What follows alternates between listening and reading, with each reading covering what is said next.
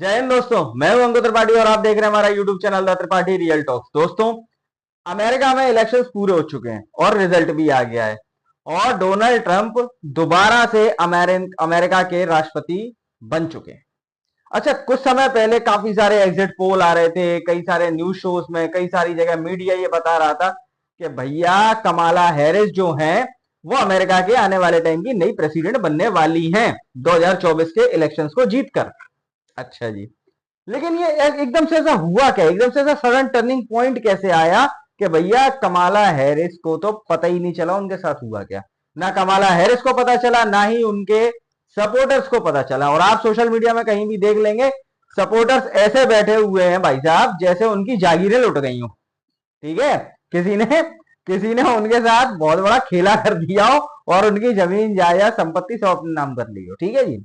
अगस्त में अगस्त में मैंने एक वीडियो डाला था जिसमें मैंने बताया था आपको कि भैया पुतिन साहब ने कुछ स्टेटमेंट दिए हैं और वो स्टेटमेंट अमेरिका में होने वाले इलेक्शंस के लेकर गेम चेंजर हो सकते हैं।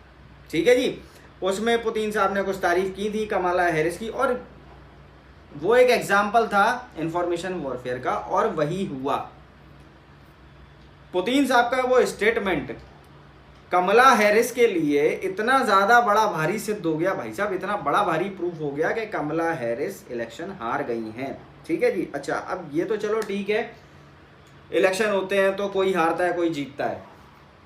अब डोनाल्ड ट्रंप साहब के इलेक्शन जीतने से इंडिया और इंडिया के 3 पड़ोसी जिनके साथ हमारे लैंड बॉर्डर्स लगते हैं उनके ऊपर क्या इम्पैक्ट पड़ने वाला है भैया? देखो, ऐसा नहीं है कि मोदी जी डोनाल्ड ट्रंप के बहुत अच्छे मित्र हैं या बहुत अच्छे दोस्त हैं और दोनों एक दूसरे को फ्रेंड करके डिनोट करते रहते हैं, तो इसका मतलब ये नहीं है कि डोनाल्ड ट्रंप भैया अगर उसको अमेरिका के भविष्य के लिए कुछ करना है, अमेरिका के भले के लिए कुछ करना है जिसके लिए उसको इंडिया का नुकसान करना पड़े, तो भाई साहब वो उस चीज़ से भी पीछे नहीं हटेगा, वो ऐसा करेगा। ठीक है। खैर, अगर मैं मोटा मोटी बात करूं तो इंडिया के लिए ना तो उतना नुकसान है ना ही इतना फ़ायदा है। देखो, अगर मैं इसके एक एक चीज़ के ऊपर आपसे बात करने बैठूंगा तो ये वीडियो बहुत लंबा हो जाएगा। ठीक है। तो अब इस मुद्दे के ऊपर पर्टिकुलर इंडिया के ऊपर क्या इम्पैक्ट पड़ने वाला है, क्या फ़ायदे हैं, क्या नुकसान है, उसके ऊपर एक दूसरी वीडियो अपन ले आएंगे मार्केट में। ठीक है। अभी हम बात कर लेते हैं कि हमारे जो 3 पड़ोसी उनके ऊपर क्या इम्पैक्ट पड़ने वाला है। भैया जैसे ही खबर आई है कि भैया डोनाल्ड ट्रंप साहब ने सत्ता काबिज कर ली है और वो अब प्रेसिडेंट बनने वाले हैं ना, पाकिस्तान में भाई साहब मातम छा गया है।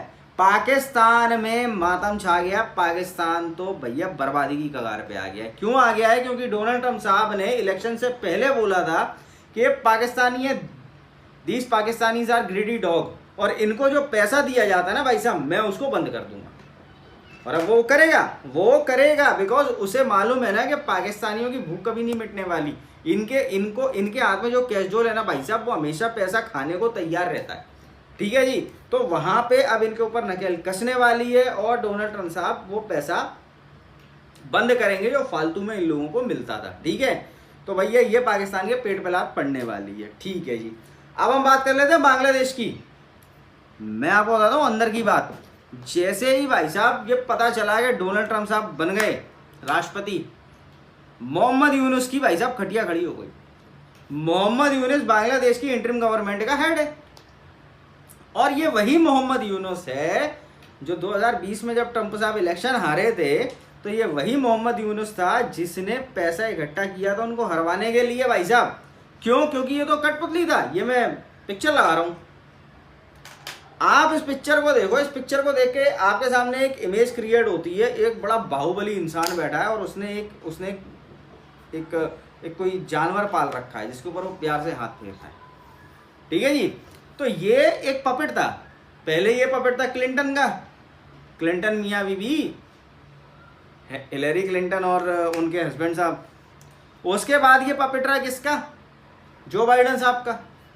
बड़ा कर रहा, मैंने अभी पिक्चर लगाई थी, अभी बड़ा कर रहा पपेट था। अब सत्ता परिवर्तन हो गया तो भाई साहब ने लेटर लिखा, भाई साहब ने लव लेटर लिखा, एक चिट्ठी संदेश भेजा है ट्रंप साहब को और उसमें इन्होंने बोला है कि we are peace loving people. Mohammad Yunus तुम पीस लविंग पीपल नहीं हो, तुम पीसेस लविंग पीपल हो। वो पीसेस होते हैं ना जो, वो लविंग पीपल जरूर हो तुम। तुमने ये हीरो जो है ये मोहम्मद यूनुस, ये नोबेल प्राइज विनर है यार। ये Mohammad Yunus Nobel prize winner है और इसने भाई साहब हिंदू मरवाए हैं वहां। इस इंसान ने वहां पे हिंदू मरवाए, उनके बचाव में इस आदमी पे एक एक्शन नहीं लिया गया इस पे। ठीक है जी, ये नोबेल प्राइज विनर है और ये पीस लविंग है। तुम्हारी पीस लविंग हमने देखी है। वैसे मैं तुम्हारी जानकारी के लिए बोल बता दूं, अभी तुम में और जूते पड़ने वाले हैं। अभी बहुत लिमिटेड जूते पड़े, अभी और पड़ने वाले हैं। अडानी साहब का पैसा दे दो, नहीं तो अभी आधी बत्ती बंद हुई है ना, आधी बत्तियां बंद हुई हैं, पूरी बत्तियां बंद हो जाएंगी। ठीक है जी, अब बात कर लेते हैं हम चाइना की। चाइना, देखो डोनाल्ड ट्रंप जो है ना, अगर मैं एक हिस्ट्री देखूं अमेरिका के प्रेसिडेंट की, तो सिर्फ डोनाल्ड ट्रंप एक ऐसा आदमी है जिसने कोई भी लड़ाई स्टार्ट नहीं करी। ये जाना जाता लड़ाइयाँ बंद करवाने के लिए, और इलेक्शन से पहले इसने कहा भी था कि अगर मैं प्रेसिडेंट बनता हूँ ना तो 24 घंटे के अंदर यूक्रेन और रूस का जो वॉर चल रहा है ना, ऑनगोइंग वॉर है, उसको खत्म करवा दूंगा।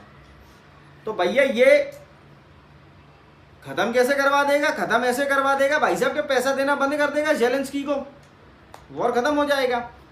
फिर ये जाएगा कहाँ? ईरान।